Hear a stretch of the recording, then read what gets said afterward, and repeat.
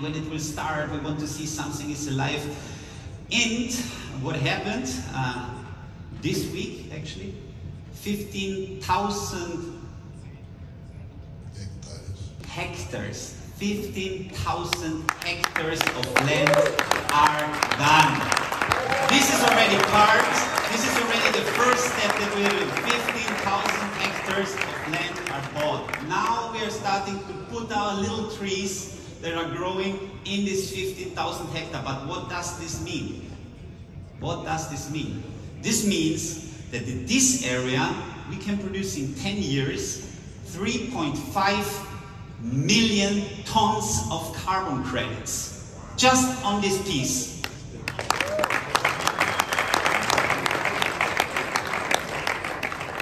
And what that means in numbers, to have a little bit of an idea. This means in 10 years, we're calculating 10 years of carbon credits that we can take out of this 15,000 square hectares, of this 15,000 hectares. That means that 170 million euros for this piece of land in carbon credits. I think they are amazing numbers. And this is just the first part, because this is the beginning. We are talking at the moment with double the size of land. So this is moving quite fast, and we are very happy to have such a strong partner. So I want to say personally thanks, and I'm happy for the next few years and for more projects that are coming. Perfect. That makes money be the farming. Yeah, yes.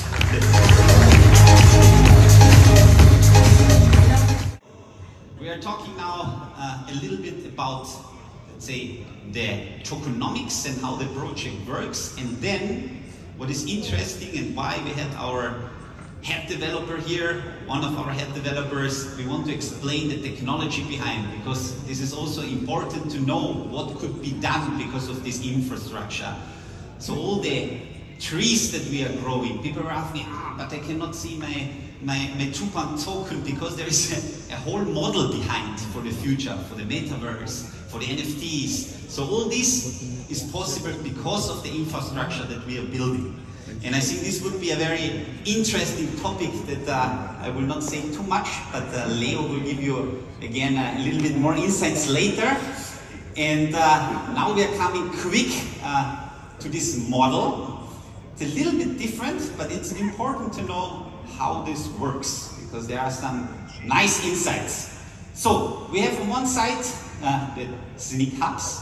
The hubs are minting. The sales is going, of course, also to the investment fund. So with the investment fund, we are able to buy land, to buy trees that we are planting to create the carbon credits. And then, of course, the forester can produce these carbon credits, and this is counting additional, not just to the land, additional as an asset. And all these assets are accumulating in this investment fund. And then, of course, we have on top something that we will announce. We'll speak at our November event a little bit more clear, a B2B market, which is a very interesting topic, but I cannot say too much. But this will also help us to pump our investment fund and bring it to the right direction. So this is more or less the overview, and what is very important, because I got this question quite often, is this error number 3. What this means, that the tokens that are minted can be done in the future changed directly to CO2 certificates that you can resell. Swap certificate.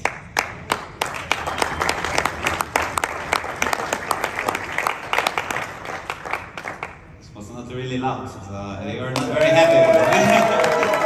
I will scratch the certificates. I see there was no hype. No. Yeah, I think this is important to understand, because I get the question quite often, and it's important that this will be a main driver then for the future. And the swap function will not just swap our tokens and our coins, it will swap also CO2 certificates. And as you know, it's coming more and more and more. So it's a very long-term, sustainable, amazing project. And now we will tell you also a little bit about the faces, what was programmed, what is behind from the technology. And so I want to bring Leo on stage and give him the honor to speak a little bit about these technical solutions. So thanks.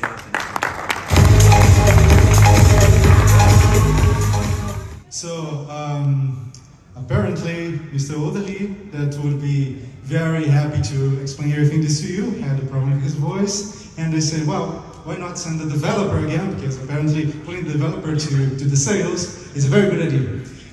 But the thing is, you already know I'm a developer, but most of you probably paid attention that besides that, I'm also Brazilian. And when the first time that I heard about this project, I simply fell in love.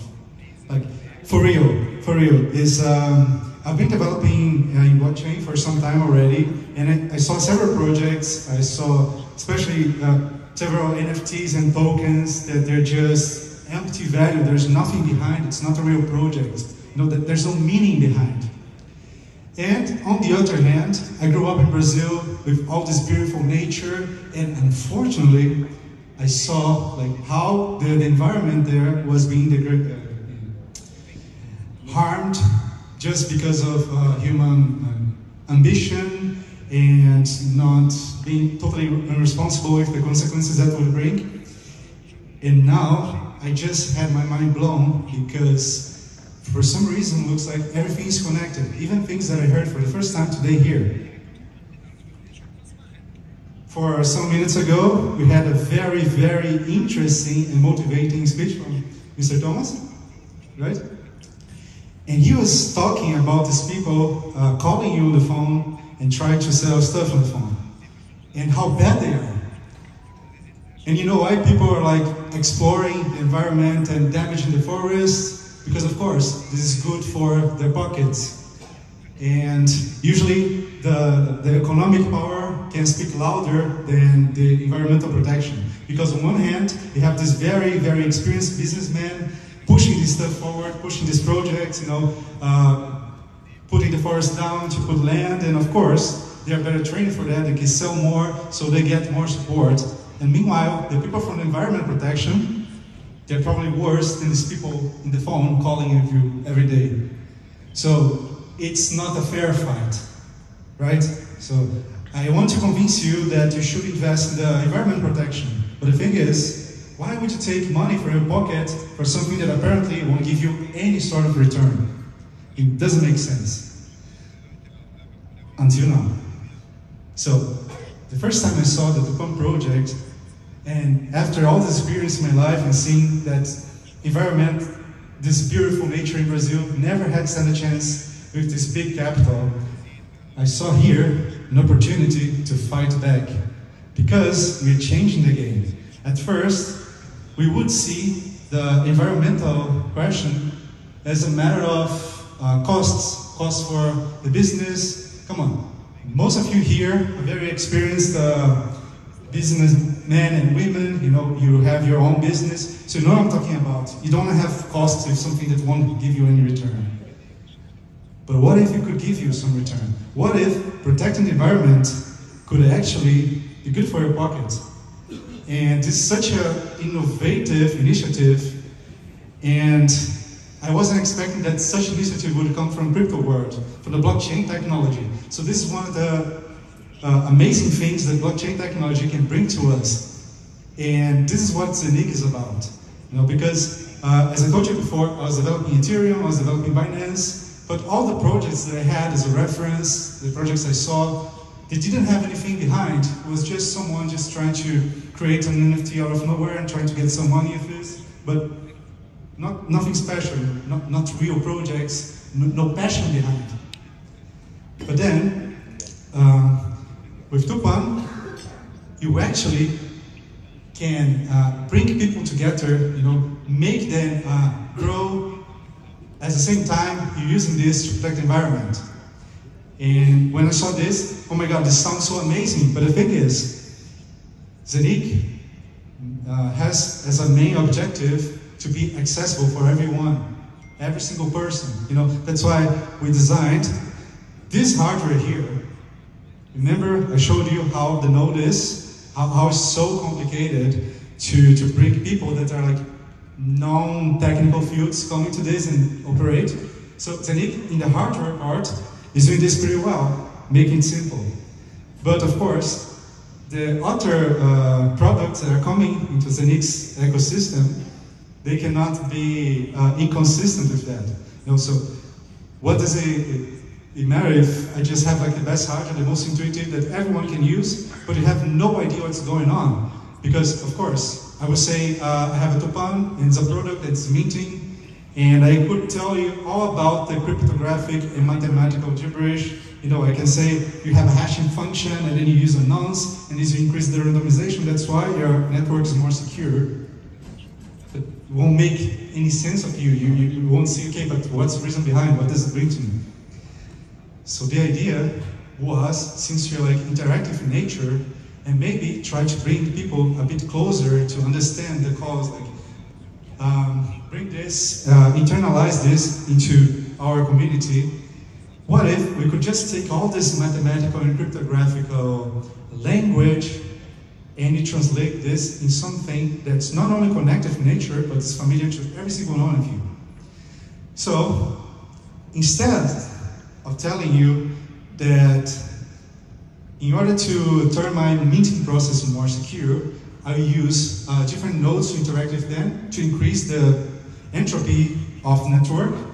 I can just see that, you know, your hub, it now has a pollen. Because you don't know what a nonce is, you know, it's a cryptographical stuff, but you know that the bees in the spring, they're flying around, they're carrying pollen from one place to the other, and when this pollen gets together, it's carrying the genetic material that will give birth to a seed. So, you know, forget about cryptography, forget about mathematics. Let's talk about plants, let's talk about nature. So the first topic of this minting process is the pollination step, which means that you take it to hubs. Your hub, you know, in the smart contract that now every single one of you is familiar with, you know what I'm talking about. This smart contract, it has special parameters, unique parameters, just like your DNA, just like plants' DNA. And when they connect for the first time to start this minting process, this DNA gets mixed in order to turn into a seed. But of course, we don't want to be limited to only 2 hubs, because, you know, talking about this cryptographic stuff, this mathematical stuff, you know, increase the randomization to make it more secure, it makes sense to bring more hubs connected for this. Just a second. I have different screens here. It's not. Could you fix it? Thanks. Perfect. So what else? Yeah. So it makes sense to not limit this number of hubs for 2, because if we connect more, we are making our meeting process more efficient and more secure. So, okay, we pollinated, we have a pollinated seed. What the seed needs in the next step? So, well, water? I mean, makes sense, right?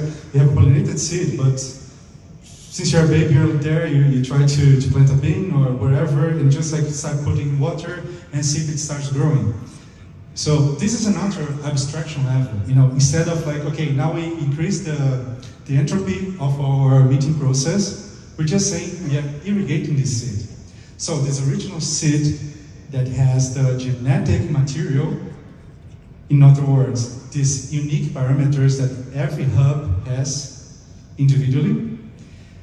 Now that they have it, they need more connections in order to make this plant grow. You know, we have a seed, then you have a little sprout, then it grows into a bush, and at some point, it gets into a tree. So fine, and let's say that you're like getting our plant irrigated, our seed irrigated, you have a sprout, it's growing, more hubs are connecting, making this more secure, more efficient, until the point that I have enough hubs to complete my meeting process. This is a cycle, so to close this cycle, I need to connect enough hubs, which is also interesting because if you think about this Amazon rainforest area, these communities, the indigenous tribes that live there, they have such a feeling of a whole, a group, you know, over the individual thing. And so far, when you see any other blockchain process, usually it's a long, lonely process. You know, you buy your equipment, your GPU, your ASIC chip, and you just need to buy it yourself and leave it there. It's a lonely process. It's just you and yourself. You don't care about anyone. But it would be also interesting if this process could reflect the philosophy that this native people there, they respect the nature, they lived in perfect harmony for so many centuries.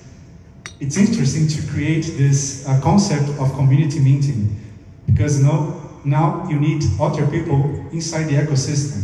So you don't know him, he doesn't know her, but your hubs need to work together to make this city grow. And that's the beauty of it, because now I'm also reflecting the nature. And when every single one of us is learning about this process, not in the complicated mathematical way, but in this intuitive way, you start to create a better connection, not only with the nature, but with the technology itself. You get more familiar with, and of course, you get more motivated to understand a bit more. So when we have this irrigation complete, it makes sense that we have a complete tree and it's time to bloom, because that's when the cycle ends. Just like in the nature, the cycle of plant life, the cycle of your minting process should end up with the fruit, and in this case, will be your TCT or Tupan community tokens. So of course, we have some very special treatment for the parents, which means the original hubs that provided the genetic material. So they get like a double shares of the minted amount of tokens. And the other irrigation hubs that also helped to make this process more efficient, more secure, they also get the normal number of shares. Of course, when this process is complete, it means that the connection is done, it accomplished its purpose. And now it's time for your hub to search for new hubs and start the cycle over again. And of course, maybe your hub is just like irrigating this process of this seed, but in the next seed, it can be that he's the first one to connect to the other, which means that you become a pollinator. And then, for the first time, your hub will be the parent of a seed. We could just finish the minting process in this step, but here's the deal. As I told you in the beginning, the whole blockchain industry, the blockchain market, is full of empty projects. You know, everyone's just like creating random NFTs and hoping to get some money out of it. But we have a beautiful story here. And this beautiful story is about nature. It's about the protection of the nature. It's about the future, you know, of our sons and daughters, grandchildren. And this was reflected in a state-of-the-art mathematical and cryptographical procedure. So it makes sense to leave this legacy as printed history somewhere. And of course, since the blockchain is a huge history book, why not take this original seed that allowed us to perform the whole meeting process and create a new NFT out of this? But it's not any NFT. It's not just like some weird monkey drawing. No, this has a whole history behind it. It has real people that work together with a huge community gathering around a single seed. And the single seed was the first ever dynamic NFT in the Zeniq blockchain. And with this, in the future, when this graphical interface is completed in the next stages, you'll be able to see how this tree originated, which characters it has, because of course, it has unique characters from the parents, and this will result in different leaves, color, size, type of fruit. This will be interesting. But best of all is the idea, and that you know that the process that generated this was a state-of-the-art, a masterpiece of mathematics and engineering. And of course, so much development talent invested on this. And of course, everything this results in a chance to fight back, because for the first time, we are using the protection of the environment as an investment, and we can fight like with the same power as the same ambition that was detonating the environment. So, with the help of every single one of you, we can make a difference, not only in our pockets, but for the pockets and for the health of our children and their future generations. Thank you.